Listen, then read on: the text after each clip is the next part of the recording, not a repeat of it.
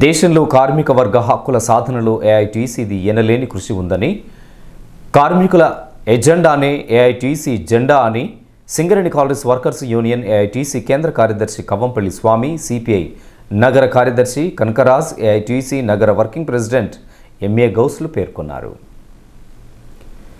శుక్రవారం గోదావరికని భాస్కరరావు భవన్లో జరిగిన ఏఐటీసీ 106వ ఆవిర్భావ దినోత్సవం సందర్భంగా Singareni collieries workers union AITC ఉప ప్రధాన కార్యదర్శి మడ్డి ఎల్లాగౌడ్ జెండా ఆవిష్కరణ చేసి అనంతరం వారు మాట్లాడుతూ, బొంబాయి నగరంలో 1920 అక్టోబర్ 31న ప్రముఖ స్వాతంత్ర సమరయోధులు లాలా లజపత్ రాయ్ అధ్యక్షతన all India trade union Congress AITC ఏర్పడిందని, నాటి నుంచి నేటి వరకు కార్మిక వర్గ హక్కుల కోసమే కాక దేశ స్వాతంత్ర్యం కోసం అనేక పోరాటాలు చేసిందన్నారు.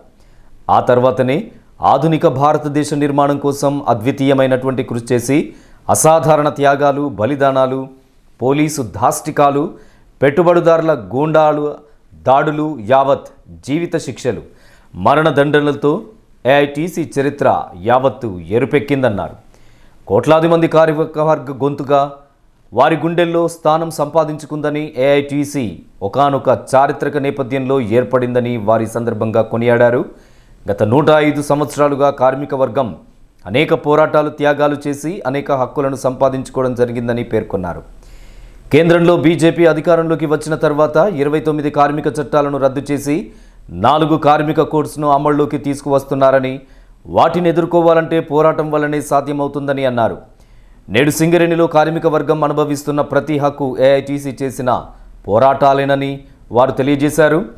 కేంద్ర ప్రభుత్వ కార్మిక వ్యతిరేక విధానాలను ఎండగట్టాలని, ప్రభుత్వ రంగ సంస్థలను కాపాడుకోవాలని, పోరాడి సాధించుకున్న హక్కులను కాపాడుకోవడం కోసం మరిన్ని పోరాటాలు, ఉద్యమాలు చేయాల్సినటువంటి అవసరం ఉందని వారు పేర్కొన్నారు.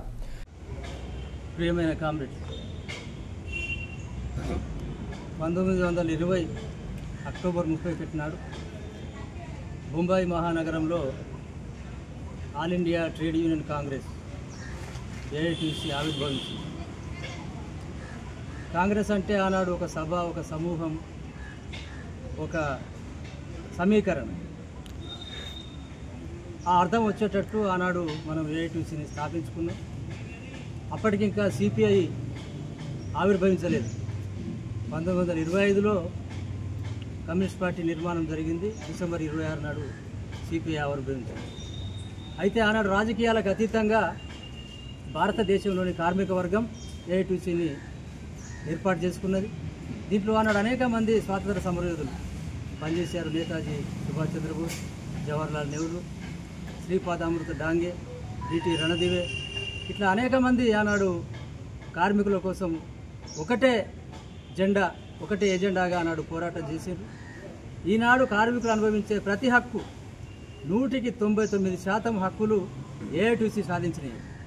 ఆనాడు సమ్మె చేసే హక్కు లేదు, సంఘం పెట్టుకునే హక్కు లేదు. అలాంటి హక్కుల కోసం పోరాడి సాధించుకున్నది ఏఐటీసీ.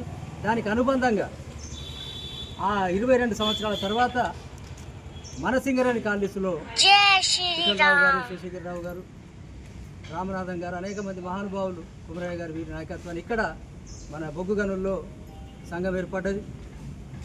ఆ రోజు 1917లో అక్టోబర్ విప్లవం రష్యాలో జరిగిన తర్వాత ఆ స్ఫూర్తితోటి ప్రపంచవ్యాప్తంగా సంఘాలు ఏర్పడ్డాయి.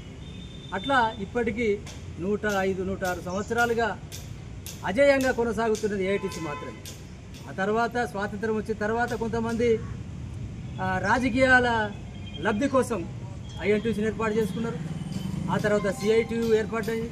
సిఐటి నుంచి ఇంకొకటి, రకరకాలుగా కార్మిక వర్గం చీలిపోయినప్పటికీ 105 సంవత్సరాల నుంచి ఆటంకాలు లేకుండా, అవరోధాలు ఎన్నైనా, ఒడిదుడుకులు ఎన్నైనా, ఇబ్బందులు ఎన్నైనా కూడా కొనసాగుతున్నది ఏఐటీసీ మాత్రమే. 105 సంవత్సరాల క్రితం భారతదేశానికి స్వాతంత్రం రాకముందు ఆంగ్లేయుల పాలన కొనసాగుతున్న నేపథ్యంలో అన్న చెప్పినట్టుగా బాంబేలో ఆవిర్భవించి అనేక మంది అసంఘటిత కార్మికులను ఏకం చేసి, మరి ఆనాడు స్వాతంత్ర పోరాటానికి కూడా ఊపిరిలూదిన సంఘం ఏదైనా ఉందంటే అది ఏఐటీసీ మాత్రమే. అప్పటి నుండి కూడా ఇప్పటి వరకు అనేక సెక్టార్లలో కార్మిక చైతన్య పోరాటాలు నిర్వహిస్తూ ముందున్న ఏఐటీసీని మరింత ముందుకు తీసుకుపోవడానికి మనమంతా కృషి చేయాలని తెలియజేస్తూ ఏఐటీసీ ఆర్జీవన్ బ్రాంచ్ కార్యదర్శి ఆర్ఎల్లి పోషం అధ్యక్షతన జరిగినటువంటి ఈ కార్యక్రమంలో సిపిఐ రాష్ట్ర సమితి సభ్యులు గోష్క మోహన్, సిపిఐ నగర సహాయ కార్యదర్శి తాళ్లపల్లి మల్లయ్య, నాయకులు నాయని శంకర్, లెనిన్, నవీన్, పొన్నం రంజిత్, ఆఫీస్ కార్యదర్శి తొడపున్నూరి రమేష్ కుమార్, ఏఐటీసీ ఆర్జీవన్ బ్రాంచ్ ఆఫీస్ బేరర్స్, ఫిట్ కార్యదర్శులు, ప్రజా సంఘాల నాయకులు, కార్యకర్తలు అధిక సంఖ్యలో పాల్గొన్నారు.